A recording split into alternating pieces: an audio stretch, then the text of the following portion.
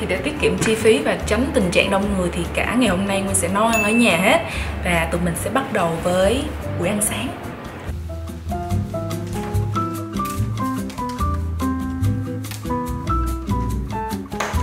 Bộ dao mới.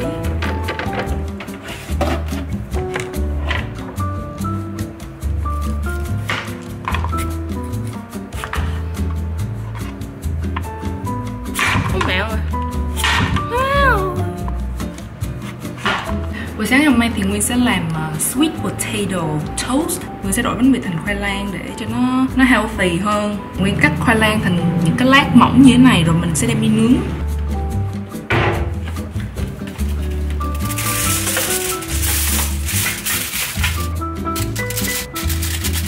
Sẽ rưới một ít dầu olive để tí nướng nó không có bị khô. Rồi sẽ rắc một xíu hạt bột ớt paprika này lên cho cái miếng khoai lang nó sẽ thơm hơn khi mình nướng.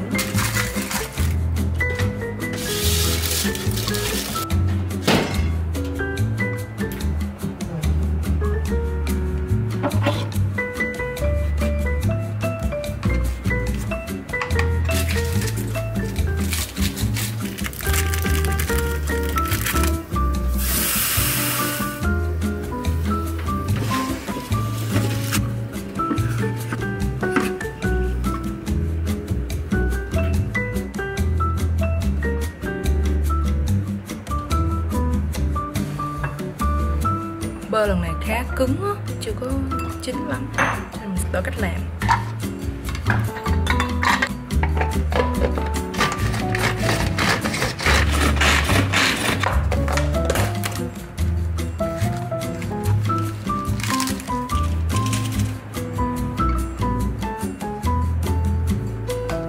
Mình sẽ cho một xíu nước tắc, một chút mè, mật ong.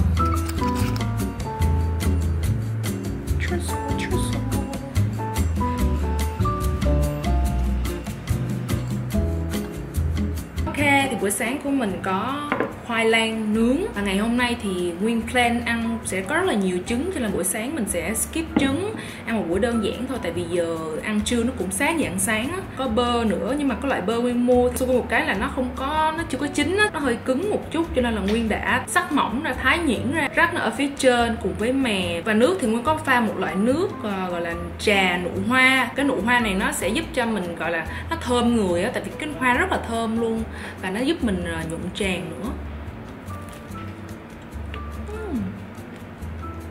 Wow. Wow.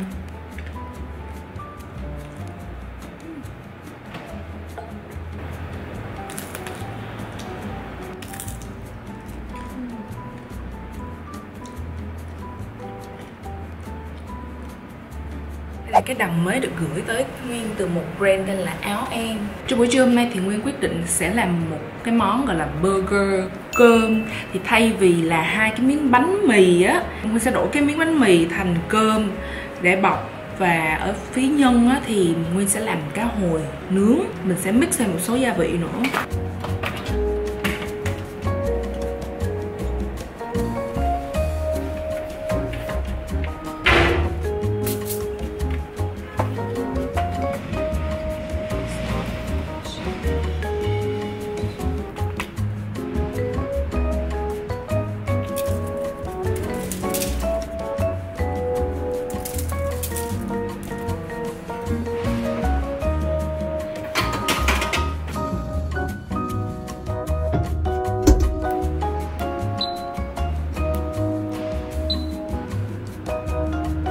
Hồi nãy Nguyên có đi mua một chai bơ mới, mà kiểu Nguyên mua cái trái mà nó mềm nhất có thể luôn. Thì nhìn sáng về thấy nó hơi chín khúc đầu với lại khúc đuôi rồi.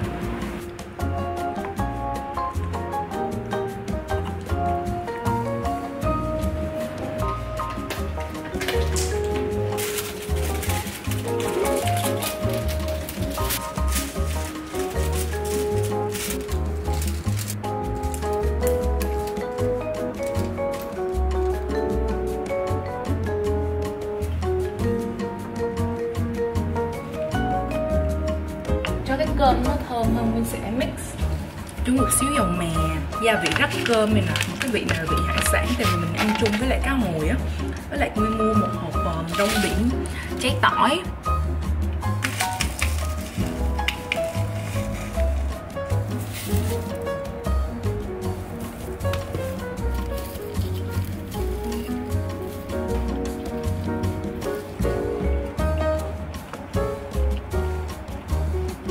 Cơm mới trộn nó cuốn thật sự. Lắc cơm vào đây xuống.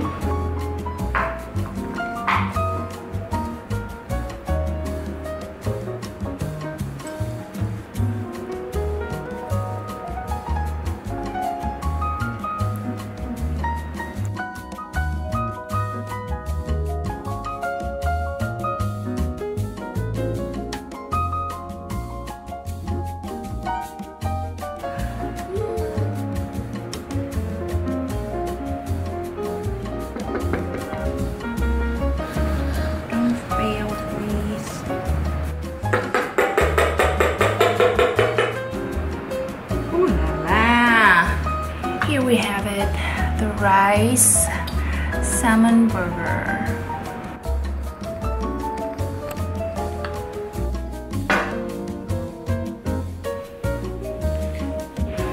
Bữa trưa hôm nay nhìn như vậy thôi nhưng mà làm rất nhanh luôn nha. Cái khâu chuẩn bị chỉ có nấu cơm là đợi cơm lâu thôi, chứ cái miếng cá mà Nguyên chọn á nó khá là mỏng cho nên là nướng rất nhanh. Nguyên có một ly xương xăm hạt chia, cái này Nguyên mua trong siêu thị á. Ok, bon appetit. Thì lần đầu tiên Nguyên làm cái món này và cũng lần đầu tiên thử luôn, chưa có bao giờ ăn cái này ngoài hàng quán hay là nhà hàng hết đó. Wow, cái cầm à, con không có ngọt, con nhìn miệng mẹ vậy.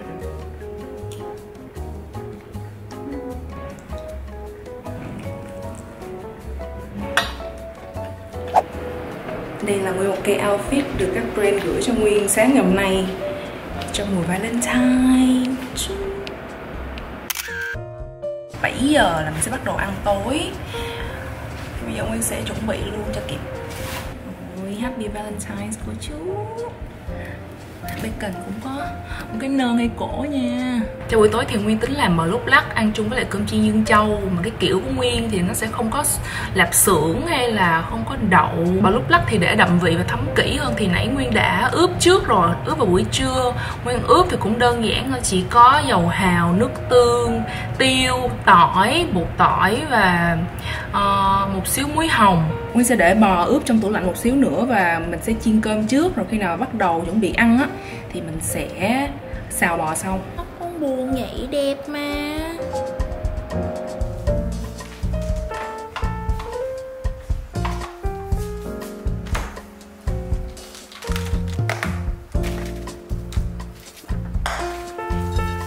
Cơm này thì Nguyên nấu từ tối hôm qua để cho nó nguội, gọi là cơm nguội ở trong tủ lạnh đó mọi người. Giờ mình sẽ lấy lòng đỏ trứng mình trộn chung với lại cơm để nó ra một cái màu, với lại để nó tơi hơn.